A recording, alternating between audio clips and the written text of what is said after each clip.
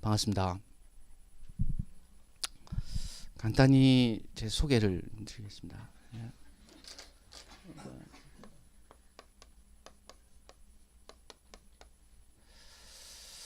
학원을 이전해서 그런지 칠판도 상당히 부드럽네요. 저는 1999년도에 관사 시험을 합격을 했고, 99년도에는 사실 관세평가라는 과목이 없었습니다. 이제 관세평가라는 과목이 없었고 시험 보지도 않았는데, 제가 이 자리에 서서 여러분들한테 관세평가를 과연 가리킬 자격이 되는지는 잘 모르겠으나, 어쨌든 그거는 시대적인 상황을 탓하시고, 어쨌든 저는 99년도에 합격을 한 뒤에 모 관세법인에 근무를 하고 있습니다. 여기까지 제 소개 마치고요. 제가 오늘 첫날이니까 간단히 이제 오리엔테이션 겸 수업 방향, 그리고 약간의 어떤 학습 방법이랄까, 이런 내용들을 좀 말씀을 먼저 올리고 수업을 진행하도록 하겠습니다. 일단 지금 이제 심화 과정이니까, 심화 과정은 여러분들이 기본 과정을 이제 저로부터 이제 들으셨거나 아니면 다른 학원에서 내진 독학을 하시면서 이해를 하셨거나 간에, 기존에 이제 기본 수업 때는 그 교재를 중심으로 주로 공부를 했습니다. 이제 교재가 총 8장으로 구성이 돼 있죠. 근데 이제 당연히 이제 관세평가라는 과목을 처음 사실 접하셨기 때문에, 관세평가에 대한 어떤 기초적인 개념부터 시작을 해서 관세평가를 소위 이제 법령상으로 어떻게 수용하고 있는지에 대한 부분들을 관세법, 그 다음에 관세법 시행령, 시행규칙 중심으로 이제 공부를 좀 했었습니다. 이제 그때 물론 그 관세청장에게 위임이 된 어떤 고시 내용도 중요한 부분들은 중간중간 좀 학습을 했고요. 근데 이제 교재를 따라가다 보니까 중간중간 그 이제 범위 내지는 이제 주어진 시간 내에 다 설명을 못했던 부분이 당연히 존재합니다. 그리고 물론 그 빠져 있는 부분들이 상대적으로 이제 중요도가 떨어지기도 했지만, 실제로 이제 중요한 부분인데도 사실은 기본 과정에서 여러분들이 시간적인 제약, 그리고 당시 과정에서 여러분들이 좀 소화하기가 어렵겠다라고 생각했던 내용들은 일부는 좀 스킵을 한 부분이 있죠. 그러니까 스킵을 한 부분은 수업 시간 중에 중간중간 분명히 이제 체크는 좀 해드렸을 것 같은데, 그 부분을 중복적으로 이렇게 기본 시간 때 했던 내용들은 좀 하지 않고 스킵을 했던 부분을 교재를 그대로 따라가면서 일단 학습을 심화 때는 하셔야 될 것 같습니다. 그리고 이제 당연히 이제 기본 때 여러분들이 학습을 하셨지만, 전체적으로 전반부 강의에서는 매 시간별로, 매 장별로 약간씩 이제 그 복습하는 차원에서 문제를 좀 다뤄야 될 것 같습니다. 근데 이제 법과 시행령 내용은 여러분들이 대부분 다 기본 때 공부를 했고요. 그 다음에 여러분들이 학습을 하셨기 때문에 그 내용들은 반복적으로 다시 다루지 않겠습니다만은, 일부 내용을 조금 이제 다루지 않았거나, 특히 이제 고시 내용 중에는 많은 부분들을 좀 스킵한 부분이 있습니다. 그러니까 그거는 또 중요하지 않아서가 아니라 당시 여러분들이 놓여져 있는 그 상황에서는 좀 소화하기가 좀 힘들겠다라고 생각을 해서 스킵을 한 부분, 그런 부분들도 한번 되짚어 보고 매 시간마다 새로운 진도를 일단 나가는 걸로 하겠습니다. 그리고 중요한 부분이죠. 지금 여러분들이 이제 가지고 계신 그 빨간 책, 그 평가 협정이요. 평가 협정은 물론 그 수업 시간 중에 그 주제별 심화학습 속에서 공통적으로 다루고 있는 부분들이 있었어요. 평가 협정과 사실은 그 법령 내용이 따로 떨어져 있는 내용들이 아니기 때문에 주제별 심화학습으로 별도로 이제 그 챕터화 시켜서 이미 이제 학습을 한 부분이 상당히 있습니다. 중요한 부분들은 이제 그 부분은 주제별 심화학습 속에서 또 공부를 했지만, 실제 이제 원문을 한번 이제 따라가서 전체적인 맥락들을 관세법과 함께 이해를 하는 작업들이 좀 선행이 돼야 될 것 같습니다. 근데 평가 협정에 대한 부분들은 지금 또 보면 약간 여러분들 마음속에 한켠으로는 좀 중요하지 않다라고 여겨질 수도 있습니다. 근데 이제 이게 약간의 트렌드라고 할까요? 그러니까 이제 이게 바람이 좀 불었을 때는 2014년도에 한번, 그 다음에 2015년도에 협정에 있는 사례 연구 그대로 나왔거든요. 이제 그러면서 협정은 반드시 공부를 해야 된다라고 여러분들 수험생들 사이에서는 이제 당연히 인식이 됐습니다. 근데 이제 시험 문제가 나왔기 때문에 공부를 해야 된다. 물론 맞아요. 2016년도도 엄밀하게 이야기를 하면 2016년 작년이죠. 작년도 사실은 뭐 사례 연구 저 끝단에 이제 재작년 채택됐던 거 이 내용들이 약간 이제 변형돼서 나왔다. 굉장히 시사적이기도 하지만 그 협정이라는 전체적인 틀 속에서 여전히 되묻고자 했다라는 차원에서 보면 협정의 이제 중요성은 강조가 되다가 2017년도 올해 와서 완전히 어떻게 보면 여러분들 생각할 때는 뭐 물론 이제 구체적인 지금 자세한 내용은 잘 모르시겠지만 그 취지도 뭐 이해가 좀 잘 안 가시는 부분이 있겠지만 좀 다소 뜬금없는 문제가 나온 거 아니냐, 굉장히 실무적이고 굉장히 사례지향적인 문제가 나온 게 아니냐라고 생각을 하시면서 그러면 이제 이 패턴이 뭐 올해 최전평에서 나왔지만 뭐 많은 사례와 판례 뭐 이렇게 좀 보라고 했으니까 이 패턴이 이제는 조금 바뀐 게 아니냐, 패러다임이 좀 바뀌었고 트렌드 좀 바뀌었으니까 이제는 구닥다리 이렇게 협정에 너무 목을 매일 게 아니라 완전히 새로운 형태의 어떤 사례 중심적인 사례의 어떤 변형, 응용하는 연습 뭐 이런 것들을 해야 되는 게 아니냐. 물론 좋습니다. 그 뭐 말이 틀린 거는 아닌데 그럼에도 불구하고 여러분들이 이제 이 협정은 결국 그 관세법의 법원이 되는 거고 그 다음에 모든 사례를 판단하는 준거가 되기 때문에 협정의 내용이 구닥다리다, 그 다음에 트렌드에서 벗어났다 이런 식의 생각들은 굉장히 위험할 수 있다. 여전히 이제 뭐 달리 표현하자면 뭐 올해 이제 법리적 해석 뭐 이런 표현이 있습니다. 뭐 최전평에 이제 이런 내용들은 사실은 관세 법령 자체를 그대로 기술하라는 이야기가 아니고 관세법 법령 평가에서 이야기하고 있는 관세 법령 그 전반에 흐르는 취지랄까, 그 다음에 관세 평가가 지향하는 어떤 정신이랄까, 그 다음에 어떤 핵심적인 총론이랄까, 이런 내용들을 사실은 여러분들이 그 법령과 함께 여러분들의 언어로 섞어 쓰라는 이야기입니다. 이제 그 내용은 대단히 심오한 내용들을 요구를 하는 게 아니라 여전히 답은 법령과 협정과의 총론에 있다라고 보시면 될 것 같아요. 그런 의미에서 이제 협정이라는 것은 여러분들이 이제 시험 문제 직접적으로 그 사례가 나온다 나오지 않는다 차원에서 학습을 하실 게 아니라 관세법을 좀 더 구체적으로 그리고 그 배경적인 차원에서 이해를 하기 위해서 반드시 요즘은 이제 학습을 하셔야 될 부분입니다. 근데 평가 협정에 대해서 좀 다시 좀 말씀드릴 겁니다만은 협정 자체를 달달달달 외우겠다 이런 시도들은 물론 굉장히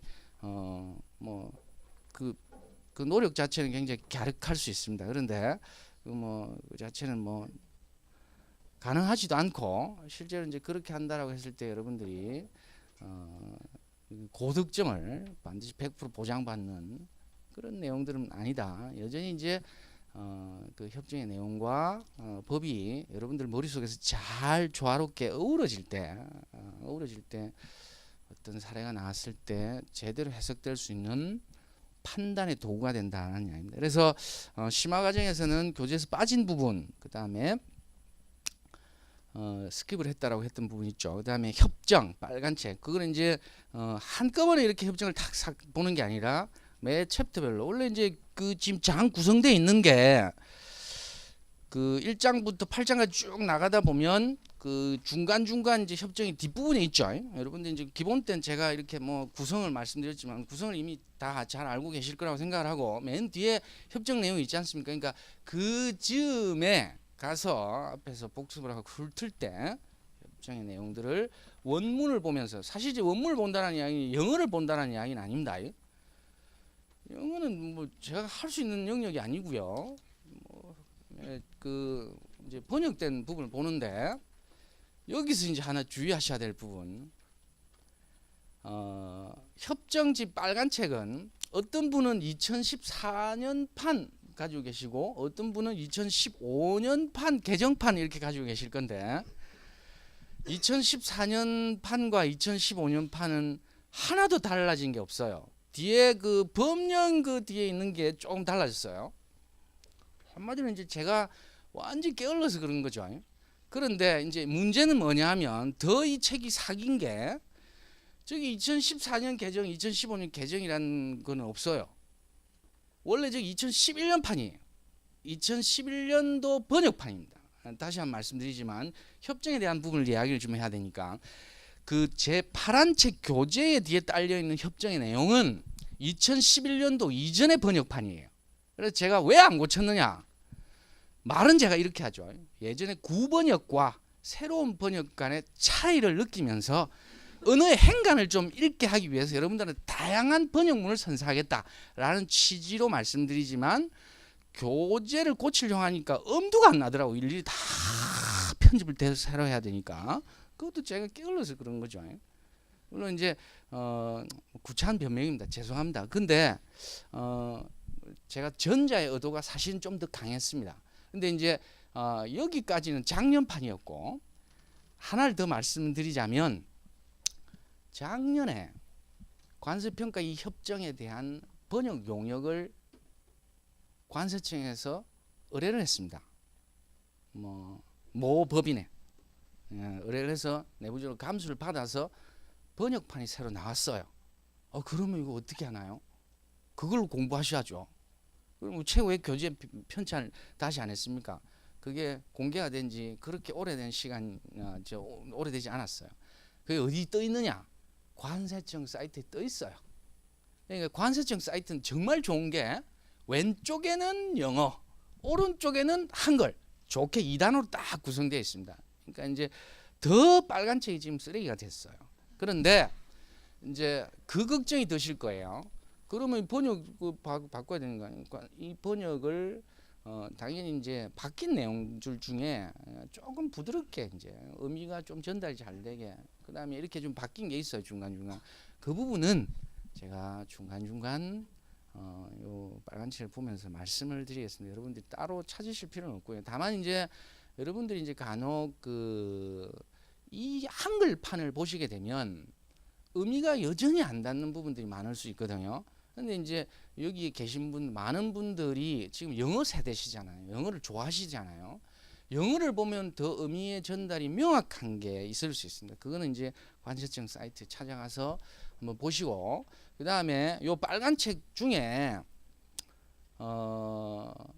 재작년에 채택이 되었는데 빠져 있는 내용들이 있습니다. 이제 그거는 제가 별도로 그 장이 이제 그 강의가 이제 되어야 되면 그때 제가 별도로 프린트를 드리겠습니다. 권고 의견에 대한 권고 의견 4.15도 있고 권고 의견 4.16도 있고 올해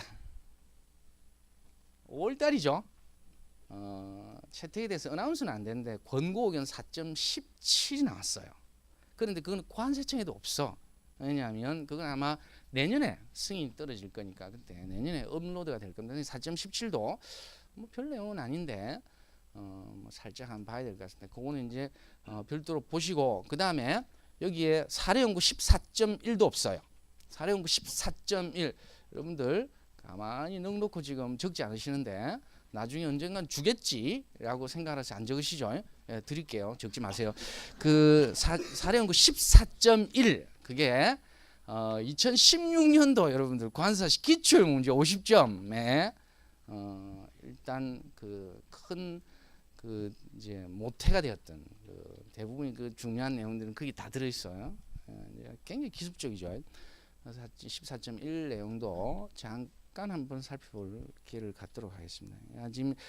지금 여러분들이 이제 기본을 막 거치고 온 상태에서 협정이 어떻다 저떻다 협정의 중요성이 뭐 협정을 왜 공부를 해야 돼 이걸 모르시는 상태에서 지금 한꺼번에 많은 내용들을 제가 말씀을 드려도 여러분들 귀에 잘 들어가지 않으실 것 같습니다. 협정은 물론 공부를 하죠. 협정에 이제 공부를 하면서 이건 줄을 치세요라고 제가 말씀드립니다. 중요하니까. 제가 생각할 때 중요한 문구니까. 그런 시대가 있었습니다. 여러분들 이제 물론 이제 채점의 기준을 제가 함부로 말씀을 드린다는 것은 정말 말이 안 되는 이야기고, 근데 이제 한편으로 보면 결국 이제 법에서 다루지 않는 부분들을 협정에서 좀 더 구체적으로 설명을 하고 있고, 그 다음에 법에서는 굉장히 추상적으로 표현을 하고 있는 그 규정들을 사례로 나타내주는 부분도 협정에 상당수 포함되어 있습니다. 그런데 또 한편으로는 관세법에서는 전혀 언급하고 있지 않는 내용인데 별도의 어떤 그 협정 규정으로 내진 이제 물론 지침이죠. 지침에서 이야기를 하고 있는 부분이 있습니다. 그러니까 사례를 이야기하는 게 아니라 사례는 또 사례대로 또 따로 있고요. 지침이라는 게 있는데 그 지침의 내용들이 관세법에 수용이 안 돼 있는 내용들이 있습니다. 그런데 이제 그런 부분들도 공부를 당연히 해야죠. 해야 되는데 그 하는 이유는 그냥 우리가 겉멋에 들려서, 그 다음에 관세법의 법원이니까 협정을 당연히 공부를 해야 되니까 왠지 공부를 안 하면 예의에 어긋날 것 같아서 공부를 하는 게 아니죠. 시험에 나올 것 같으니까 하는 거거든요. 근데 실제로 시험에 나왔습니다. 전통적으로 시험에 나왔어요. 그러니까 그게 올해 시험이 어떻고 작년 시험이 어떻다라고 해서 내년 시험은 협정은 다시는 좀 안 나올 것 같아요. 내지는 그런 사례들도 다시 좀 보기 힘들 것 같아요. 구닥다리인데 라는 생각들은 여전히 위험하다. 어차피 시험이라는 거는 여러분들이 한 5개를 공부를 해서 한 3문제, 4문제를 맞출 수 있으면 가장 효율적이고 가장 경제적인 학습 방법이긴 하지만 시험은 그렇지 않죠. 여러분들이 100개, 200개를 공부해서 한 문제를 맞추는 싸움입니다. 결국은 그 나머지 99개, 199개를 비효율이라고 생각을 하시면 안 된다라는 이야기입니다. 결국 이제 그게 한 문제를 풀기 위해서 응축되는 부분도 있지만 물론 버려지는 부분도 상당히 있죠. 그럼에도 불구하고 결국 이제 시험, 여러분들이 이제 이게 상대 평가고 경쟁이기 때문에 결국은 여러분들이 힘들지만 감수를 해야 되는 과정이다라고 생각하셔야 된다는 얘기입니다. 그러니까 협정들을 이제는 이제 전부 구석구석 다 보거든요. 그러니까 이제 그 부분을 좀 보셔야 된다. 협정 자체 제가 줄을 쳐드리는데 이제 그 부분으로 다시 돌아와서 줄을 쳐드리는데 그 부분을 그대로 모사를 하면 좋은 점수가 나오느냐? 물론 좋은 점수가 나올 수 있어요. 그 다음에 그러면 줄을 왜 치는데요? 그럼 왜 공부하는데요? 이제 그게 협정 그대로 인용을 하면 좀 비슷한 문제 나왔다라고 하면 일단 때려박아. 관련된 법령 물으면 다 때려박아. 그 얻어 걸리겠지. 그러니까 이런 차원으로 공부를 하시면 안 된다는 이야기입니다. 물론 이제 그 핵심적인 문구와 핵심적인 키워드는 당연히 중요합니다. 판단의 근거와 판단의 소스가 되는 거예요. 이게 어떻게 보면 법에서 구체적으로 설명하고 있지 않은 부분들을 협정에서 보충적으로 설명할 수 있기 때문에 당연히 그러고 있는 부분들이 있고 그것이 결국은 총론으로 이어지고 그게 법리적 해석으로 이어지는 거예요. 이제 그런 차원에서 당연히 그런 문구들을 이해하고 모사하고 기술하고 하는 훈련들과 그런 습관들은 굉장히 중요합니다. 다만 이것을 기계적으로 이거 어렵죠. 그럼 이게 지금 외우라는 소리냐, 학습하라는 소리냐, 쓰라는 소리냐, 말라는 소리냐, 이게 기계적으로 이렇게 했다라고 이야기됩니다. 여러분들이 이제 머릿속에서 이해를 한 상태에서 그게 답안지에 표출되는 것, 그렇지 않은 것은 실제로 채점하시는 분이 보면 다 봐요. 나는 똑같이 썼는데 왜 점수가 다 봅니다. 그러니까 이제 그 부분이 차이인 겁니다. 그러니까 이제 적합함, 그 다음에 정확하게 상황에 맞는 이런 내용. 그러니까 협정의 공부는 그 위주로 할 건데 협정의 모든 문구들 다 공부하고 외우고 암기하시라는 이야기가 아닙니다. 당연히 이제 협정에서 이야기하고 있는 챕터별로 연관이 되는 건 다 하나씩 훑어볼 텐데 그 중에 이제 그 전체적인 그 의미와 맥락들을 이해하고 핵심적인 문구들을 발췌한 방식, 그것을 자기 거 하는 방식, 이런 방식들의 학습들이 여전히 필요하다라는 얘기인데 협정은 그런 차원에서 공부를 하게 됩니다. 협정에 대한 부분. 그 정도만 일단 잠깐 보시고 협정은 그 다음에 이제 사례에 대한 부분을 말씀드리겠습니다. 교재에서 이제 사례를 많이 이제 이야기를 하고 있죠. 그리고 그 제가 이제 기본 말 밑에 여러분들 독학을 하시면서 사례 중에 그림이 있는 사례는 반드시 공부를 하라. 이 이야기가 처음 들으시나요? 제가 분명히 7월달, 8월달 반에서는 그 말씀 드린 적이 있는데 5월달, 6월달에는 그림이 있는 사례 요 표현을 한 적이 없는 것 같아요. 그림이 있는 사례는 기본 사례입니다. 그러니까 그 사례는 공부를 하셔야 돼요. 요번에 시험에 그 저기 용기 포장 가서 그림 그대로 나왔죠. 뭐 농업이 이렇게 포장비용 그대로 나왔어요. 그게 그림이 있는 그 일본 정율법 사례죠. 그러니까 뭐 그 정도는 뭐 공부를 뭐 당연히 하시고 가셨을 텐데 그림이 있는 사례는 교재를 통틀어서 샅샅이 정확하게 이해를 하시고 사례를 또 보는 거 이게 이제 올해 채점하신 분들께서 채점평을 이렇게 내셨어요. 그러면서 이제 그 뭐 사례와 판례 뭐 이렇게 많이 내셨지 않습니까?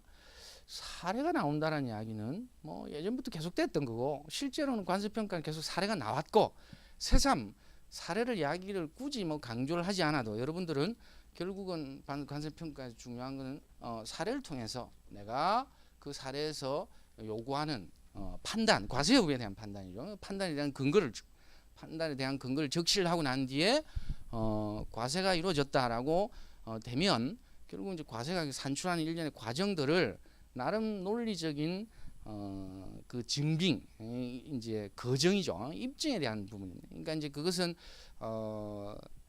짧은 시간 안에 여러분들이 판단의 소스가 결국은 법하고 협정하고 이제 관련된 아주 이제 컴팩트한 뭐 총론에 대한 부분도 핵심 이론에서 다 뽑아놨으니까 적어도 이제 그게 버무려져야 된다는 개념인데 이제 사례를 공부를 할 때 거기서 이제 판단에 대한 내용들을 여전히 협정에서 키워드를 가져오듯이 사례도 보면 판단의 최종 어떤 그 문구들 있죠.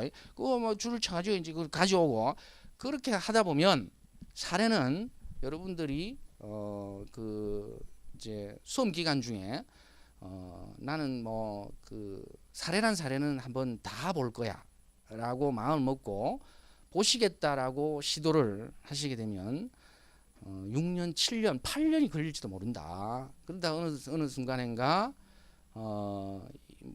이제 뭐 장수생이 되어가는 본인들 발견하시게 되죠. 그러니까 이제 사례를 공부를 하는 것은 물론 중요하긴 해요. 사례는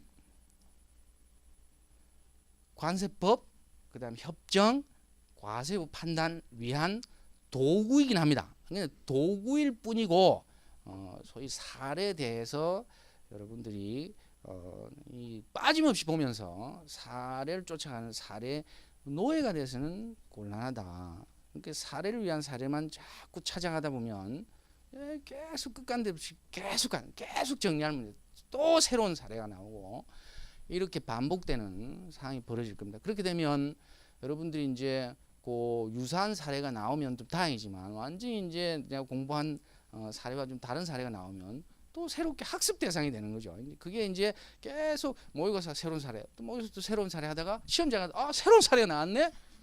시험 끝나고 나는데 지금 또 새로운 사례 한번 봤어요. 이제 이런 상황이 계속된다. 여전히 이제 사례는 여러분들이 이제 그 양을 계속 무한정 늘릴 게 아니라 기본적이고 핵심적인 사례는 공부를 하시되 여전히 이제 기존에 있는 사례 여러분들이 연습을 아무리 해도 시험장에 가면 그 사례는 새로워요.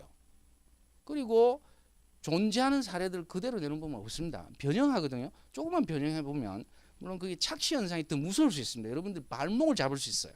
이제 사례는 여전히 판단에 대한 도구고 판단의 연습 자료인데 내가 법을 제대로 이해했느냐, 협정을 제대로 이해했느냐, 제대로 이해한 그 판단의 도구를 가지고 그대로 적용을 해보는 내용이고 그것을 맞춰보는 과정이니까 사례를 그 정도로만 활용을 하시고 기본적인 사례까지만 공부를 하시되 다만 이제 트렌드는 있으니까 여러분들은 가려낼 수가 없지 않습니까? 지금 핫한 사례들, 그 다음에 쟁점이 되고 있는 사례들, 그리고 뭐 대법원 판례까지 올라간 사례들은 당연히 이제 심화 때 되도록이면 다 다루는 거. 만약에 그때 이제 시기적으로 좀 다루지 못한다라고 하면 어떻게 해서든지 나중에 시험 문제를 통해서 여러분들이 접할 수 있도록 시험 문제는 여러분들이 이제 또 다 구하시잖아요. 시험을 다 보시지 않더라도 이제 그 정도의 연습들은 나중에 해도 된다. 그래서 지금 심화 기간 동안에 너무나 많은 사례들을 보는데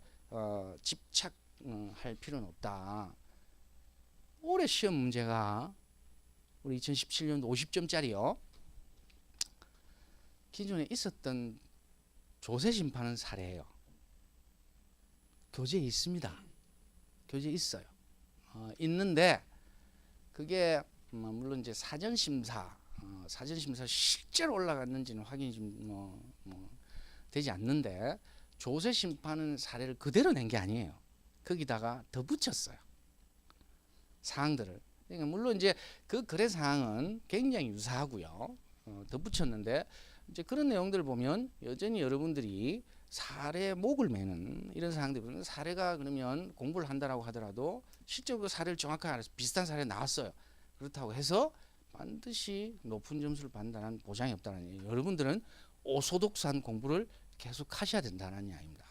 오소독산 공부 속에서 항상 만나는 사례는 새로운 사례지만 항상 내가 판단했던 그 근거와 자료들을 가지고 시험장에 가서도 똑같이 적용해 보면 된다. 물론 이제 당일에 어떤 그 흥분도와 긴장도와 뭐 여러 가지 컨디션들이 많이 작용을 하겠지만 어쨌든 그런 부분들은 공부 속에서 이야기된 사례를 너무 이렇게 집착을 할 필요는 없을 것 같습니다. 교재에 있는 사례에 충실하시고 나중에 이제 정 사례가 꼽으시면 뭐 일선에 나와 있는 많은 형태의 문제들이 좀 있거든요. 모의고사 문제나 이런 부분들은 뭐 필요에 따라서 여러분들이 먼저 좀 보셔도 뭐 될 것 같습니다.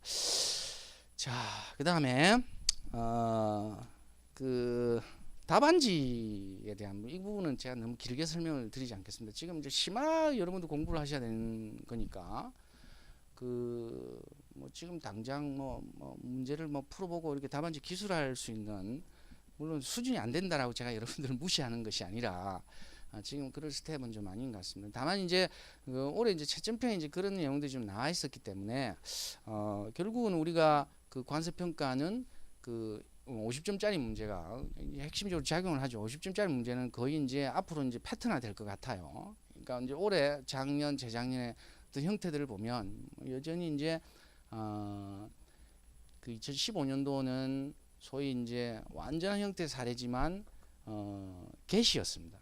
그러니까 이제 그 이전에는 완전히 크리에이션이었거든요. 사항들을 막 억지로 막 만들었단 말이에요. 근데 그게 어떻게 보면 문제 출제하시는 분 입장에서는 총론의 차원에서 이제 수업 목적을 위해, 그러니까 관세사 어떤 시험의 변별력을 그 이제 보기 위해서 필요한 어떤 수준의 문제들, 그러니까 이제 여러 가지 있는 사항들을 하나의 거래 사항을 가상의 거래 사항으로 만들어서 시험 문제가 나왔던 형태라고 보면 2015년, 그러니까 최근 3년간의 경향은 그렇습니다. 하나 독립된 사례를 준 거예요. 근데 이제 2015년도는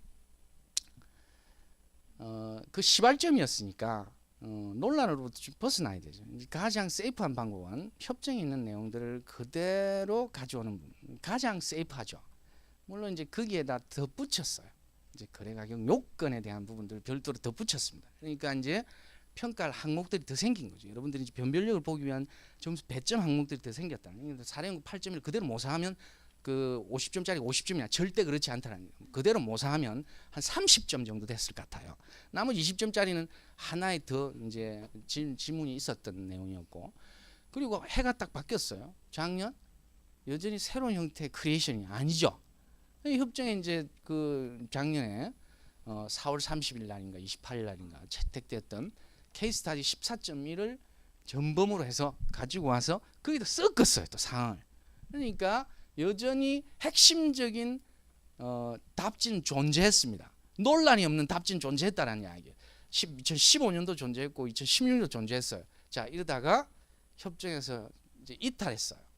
기존에 심판은 사례에 불륜에 얼마나 많은 사전심사 대상이 있겠습니까? 그런 종류 거래들이 많거든요. 올해 시험 문제 나왔던 외투 기업들은 그런 종류의 거래가 뭐 수리 물품 뭐 많단 말이에요. 이제 그런 내용들을 소위 이제 그 기존에 있는 사례와 그 다음에 뭐 그 현재 이제 실제로 벌어지고 있는 어떤 거래 사항을 당연히 근거를 가지고 판단에 대한 근거를 가지고 결정문에 이렇게 냈을 거 아닙니까? 근거를 가지고 두 개를 섞어 놓는 거, 내지는 거기에 거래 사항을 조금 더 가미를 시켜서 여러분들한테 물어보는 방식.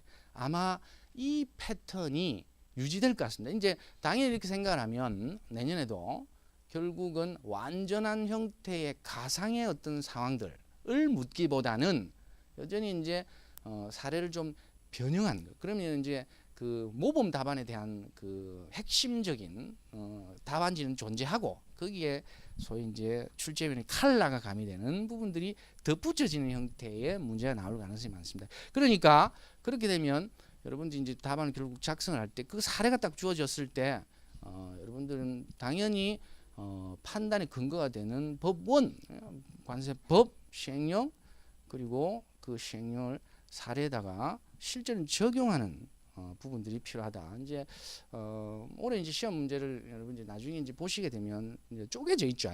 쪼개져 있는데 그 중에 이제 그 뭐 인상적인 대목이 있습니다. 그거를 어떤 방식으로 매년 여러분들한테 말씀을 드려도 그게 실제로는 잘 되지 않습니다. 그럼 도대체 어떻게 하라는 이야기냐? 그 방법을 가르쳐 줘야지. 그 방법이란 게 뭐냐? 관련된 법을 다 때려 넣으면 점수가 많이 나올 것 같죠? 아닙니다. 양으로 조질 거냐? 핵심으로 조질 거냐? 아니면 정말 언저리를 뭐 이렇게 막 돌아가지고 막 쓸 게 아니라 핵심적인 바로 찌르는 거, 그게 중요하죠. 그러니까 이제 그거 방법을 터득하는 게 중요하고 그 방법을 당연히 그건 제가 가르쳐 드려야 되는데 그거를 사실은 단시간 내에 여러분들이 이뤄내는 게 그렇게 쉬운 작업들은 아닙니다. 말은 쉽죠. 그러니까 당연히 여러분들도 그게 압니다. 그러니까 여러분들이 관세평가 시험을 보고 여러분들이 적어도 애국가를 적진 않거든요. 그러니까 뭔가 관련돼 있는 어떤 걸 적거든요. 제가 예전에 이제 늘 드렸던 말씀이 애국가를 적는 거나 관련된 법령이랍시고 그 상황에 맞지 않는 법령을 적는 거나 사실은 똑같아요.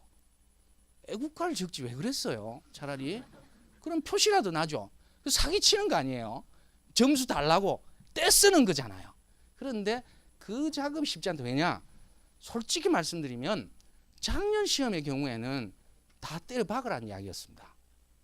있는 거 없는 거 관련된 거 다 때려 박으라고 했다가 올해는 조금 다른 이야기들을 하고 있어요. 그러니까 그 수위를 조정하는 작업들이 사실 필요하다. 그러니까 마냥 여러분들의 책임 내지는 수험생들의 어떤 개인 역량 이렇게만 탓할 문제는 사실은 아닌 거는 맞습니다. 여전히 이제 변하지 않는 사실은 그거예요.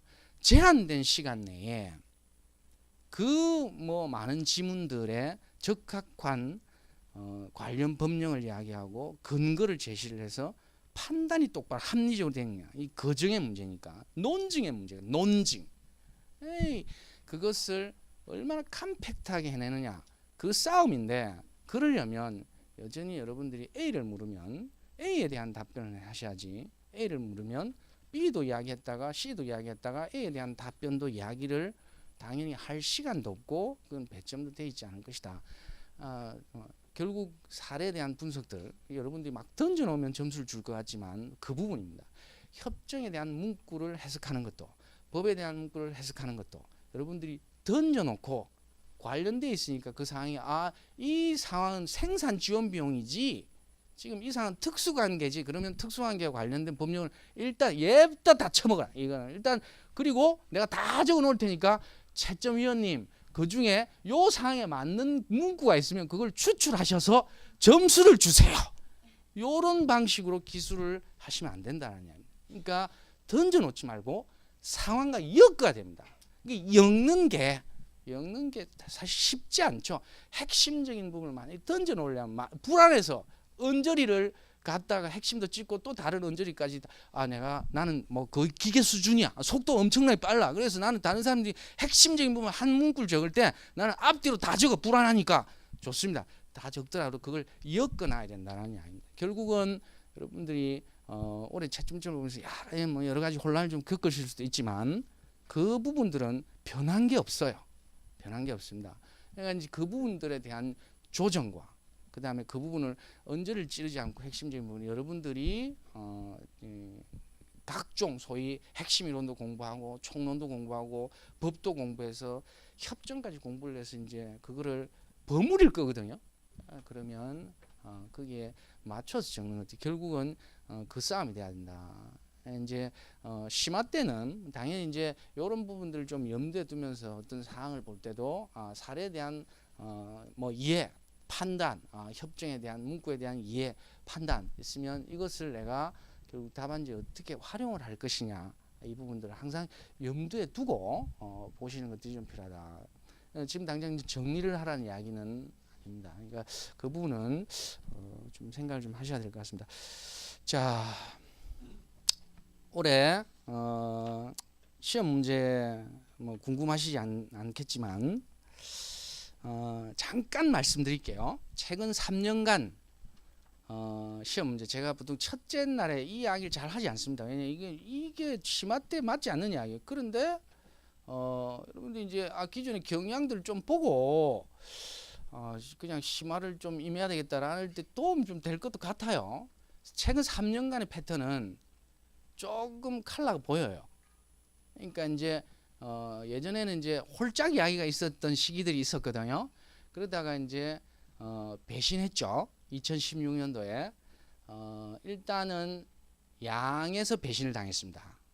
기존에 이제 떠도는 어떤 뭐 여러 가지 풍문들이 좀 있었어요. 이전에 이제 딱 정해진 형태의 문제 양 이렇게 있었는데 지금 이제 그거는 이제 산산조각이 났고 그 패턴은 이제 깨어졌기 때문에 물론 다시 원복할 수는 있어요. 근데 원복하더라도 그건 이제 의미가 없어졌다. 근데 이제 살에 대한 부분들은 50점짜리는 엄청나게 이제 지문이 길어졌습니다. 이제 이 패턴이 한 3년 전에 수능, 국어 이런 게 좀 반영된 것 같아요. 제가 잘 모르겠는데 그 국어의 지문이 2배씩 늘어났거든요. 그 다음에 영어 같은 경우도 그렇죠. 물론 제가 수능 이야기는 뭐 제가 할 그게 아니지만 그러니까 문제 자체는 심플하게 물을 수 있는데 지문 자체를 길게 해줘서 지문에 대한 이해도가 완전히 돼 있는 상태에서 문제를 쳐다보게끔 하는, 그러니까 그것도 하나의 변별력을 기르게 하는 어떤 요소일 수도. 왜냐? 여러분들 수험생이 기하급수적으로 늘어났습니다. 그러니까 이제는 단순히 어떤 내용들을 기술하시오, 서술하시오, 과세가 결정 방법을 논하시오 라는 문제로 그냥 50점짜리를 툭 던져 놨을 때에 그 막연함과 배점 기준에 대한 객관성, 그 다음에 실제로 채점이 똑바로 이루어졌는지에 대한 여러 가지 논란, 예상되는 논란, 이런 부분들을 좀 잠재우기 위해서 지문을 던지면서, 긴 지문을 던지면서 문제 배점 내용들을 쪼개놨습니다. 그러니까 지문을 일단 지문을 길게 던진다는 사례를 이제 결국은 뭐 한 가지, 두 가지, 세 가지를 하나의 거래 상황에다 섞는 방식이죠. 그렇게 되면 이제 복합적으로 이야기될 부분이 많죠. 물론 이제 올해는 물론 이제 방법론에서 이제 1방법부터 이제 물었죠. 과세가 결정 원칙 수업할 것 중에 이제 그걸 적절히 요약하고 오전부터 시작해서 결국 5방법까지 다시 가서 30점을 구성하게 하고 6방법 20점을 구성하게 하는 방식이었지 않습니까?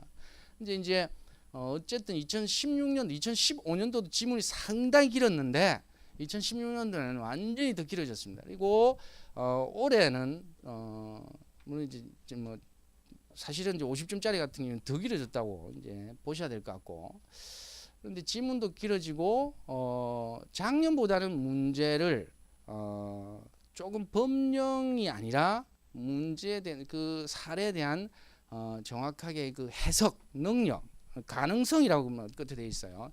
물었습니다. 그러니까 이 패턴은 50점짜리 내년에 계속될 것 같고요. 다만 이제 나머지 10점짜리 유형들을 보면 10점짜리 4방법이 3년 연속 나왔습니다. 10점짜리에서 거의 유사한 패턴 나왔죠. 그 다음에 1방법 계산 문제가 사실은 2년 동안은 똑같은 패턴을 나왔고 2015년도에도 생산지원 계산 문제 하나 나왔어요. 작년, 재작년 문제를 딱 보면 여러분들이 절묘하게 PAPP를 하나 묻고 가산요소를 2개를 묻고 환율을 물었습니다. 똑같아요. 그게 2016년도도 그랬고 2017년도도 그랬어요. 2016년도 PAPP를 그냥 물은 게 아니라 PAPP와 상계를 집어넣고 2017년도는 PAPP와 공제를 집어넣고 이제 2016년도에는 뭐 권리 사용료 집어넣고 지금 2017년도, 2016년도는 권리 사용 집어넣고 2017년도죠. 7년도는 올해 그 구매 수수료 냈죠. 그다음에 환율 문제도 별도로 좀 냈습니다. 그러니까 사방법이 하나 똑같이 나왔고, 그다음에 일반부 계산 문제가 똑같이 나와요. 사실은 이제 일반부 이 계산 방식의 이 문제는 예전에 2012년도, 14년도 패턴이 사실 50점짜리 나온 패턴을 10점짜리화 시켰어요. 이제 그거는 내년에도 아마 이어질 가능성이 많을 것 같습니다. 여전히 이제 일반부 내에서 계산을 그렇게 물었다라는 이야기예요. 그 다음에 법령 숙지형 문제가 하나 나왔어요. 그것도 이제 3년 동안 계속 나왔습니다. 그러니까 2015년도에는 권리 사용료에 대한 기본적인 부분을 하나 물었고, 그 다음에 2016년도에는 이제 문제가 쪼개졌죠. 사후 기속이익, 그 다음에 가격 조정 약관 쪼갰죠. 그 다음에 2017년도에는 잠시만요.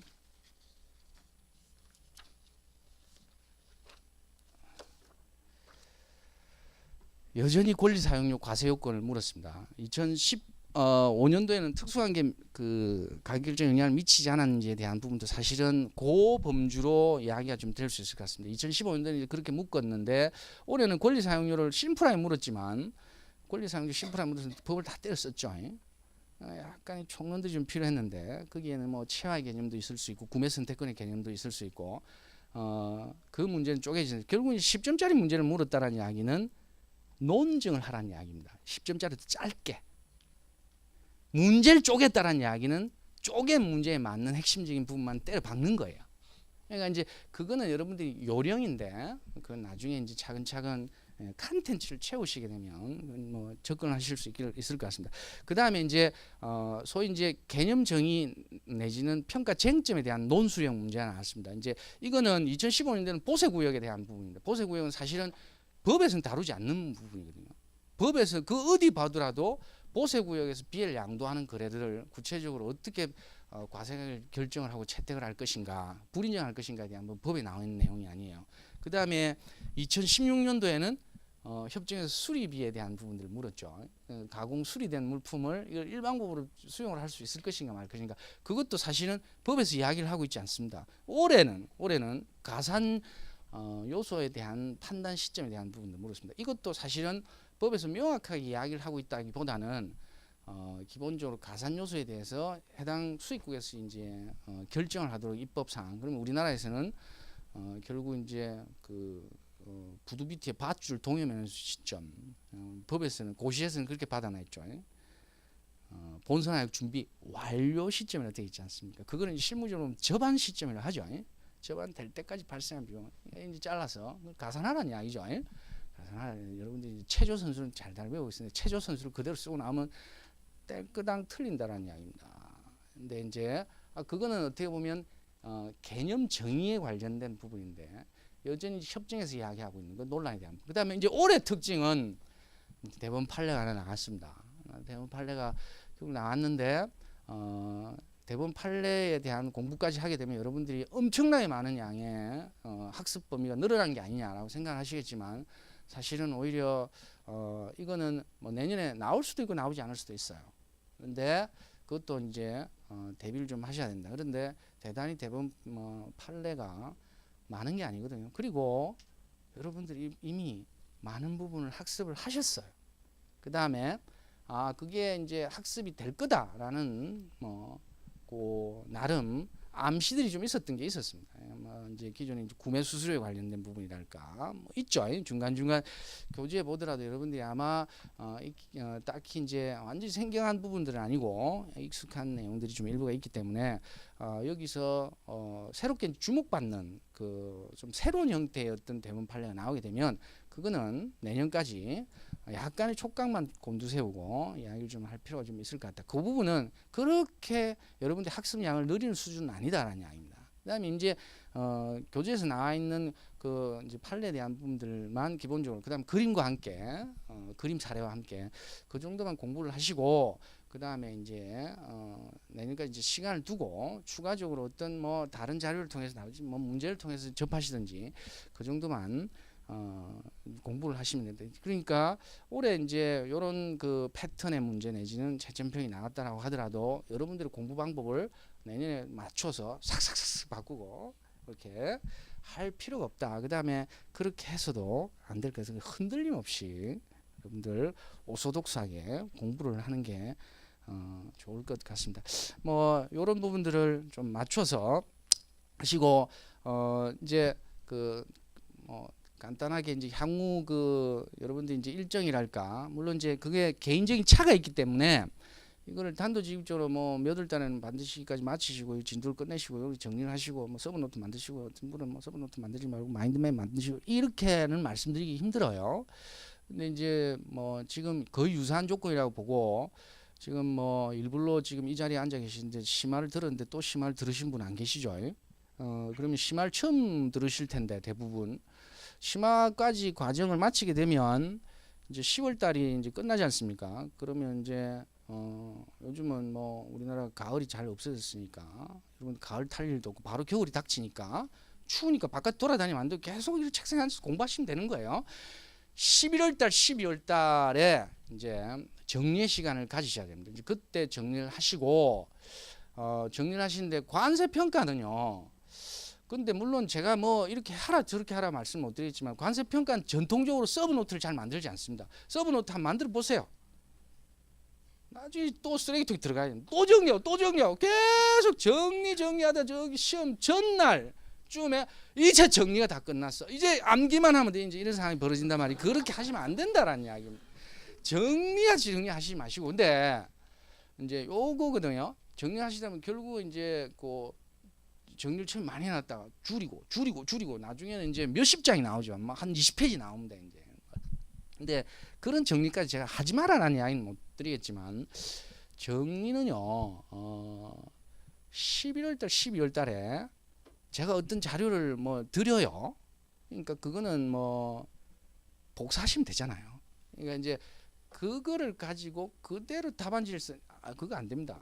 그럴 수도 없어요. 그 자료는 그런 자료가 아니라 여러분들한테 전체적으로 이런 패턴의 문제들이 그러니까 아젠다들이 이렇게 정리되는 게 법령 놓고 뭐 핵심적인 문구 놓고 뭐 법에서 땡겨오고 협정에서 땡겨오고 이런 내용들을 주제별로 딱 정리를 해놨단 말이에요. 보통 이제 그걸 가지고 여러분들 걸로 만들으셔야 된다는 이야기입니다. 그 자료는 완전한 쓰레기고 그거를 가지고 자신이 이제 거기다 덧붙이는 형식. 그러니까 그거 자체가 뭐 마음에 안 든다면 여러분들 스스로가 마인드맵을 만드시거나 하시는 게 필요할 것 같고 이제 왜 서브노트가 필요 없냐라고 하면 여러분들이 만나는 문제들은 완전히 새로운 문제거든요. 아까도 말씀드렸지만 모의고사 신나게 연습하고 가서 착시 현상이 이거 내가 본 것 같아. 여러분 올해 6번 뭐 그건 다 예상을 했던 6번 문제 아디다스 그대로 모의고사 나왔거든요. 그거 맞추네. 그게 아니라 여전히 맞췄음에도 불구하고 내가 어떤 답안지의 내용으로 그 기술을 했느냐에 따라서 점수가 많이 차이 났겠죠. 그러니까 그런 내용을 정리를 하자면 한도 끝도 없다는 얘기인데 50점짜리 10점짜리 짜리고 10점짜리 50점짜리 만들고 그거는 현장에서 해야 될 때도 있어요. 실제로 올해 같은 경우 과세와 결정원칙 모르는 사람이 어디 있어요. 쓸 내용 많거든요. 과세와 결정원칙을 뻥튀기를 하자 치면 여러분들 과세와 결정원칙에 대해 서술하시오 라고 하면 뭐 지금 잘 안 되시겠지만 한 두 달쯤 지나면 한 20페이지 나옵니다. 시간을 좀 준 한 2시간 제가 무제한 줄게. 한번 써봐봐. 이렇게 하면 20페이지 쓸 수 있어요. 과세와 결정원칙 관련된. 그런데 올해 시험 문제는 50점짜리에 1번 문제 5점으로 나왔잖아요.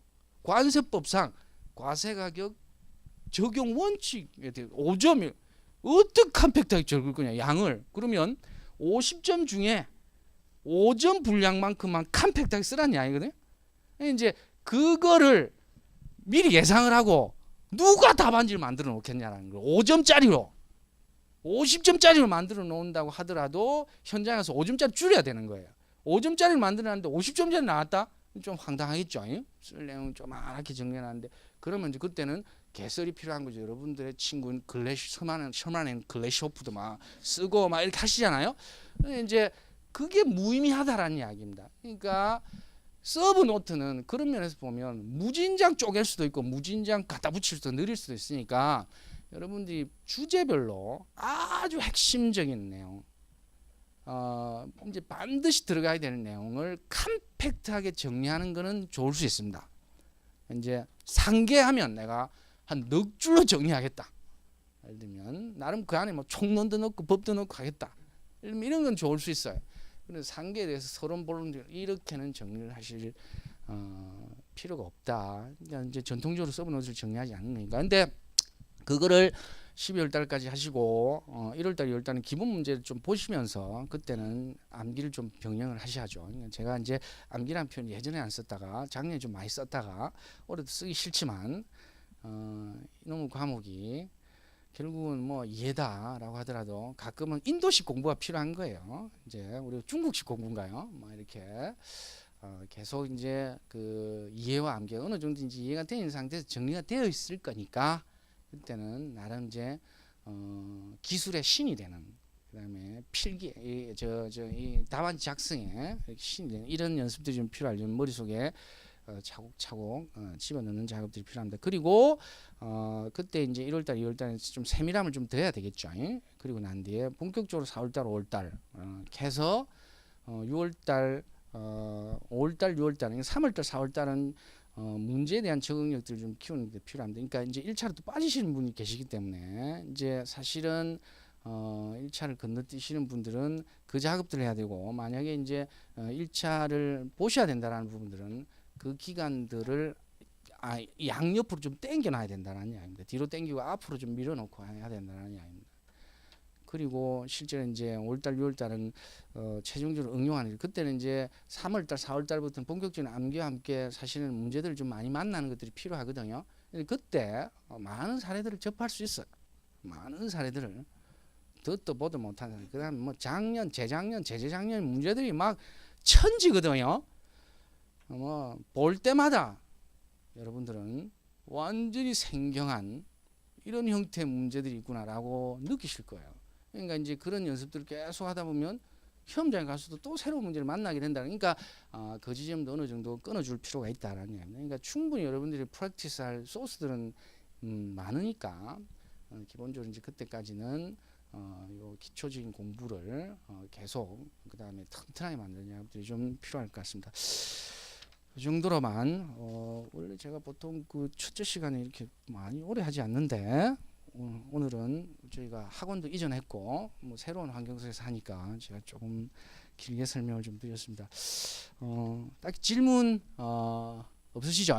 잠깐 10분만 쉬었다가 이제 수업을 시작하도록 하겠습니다. 네.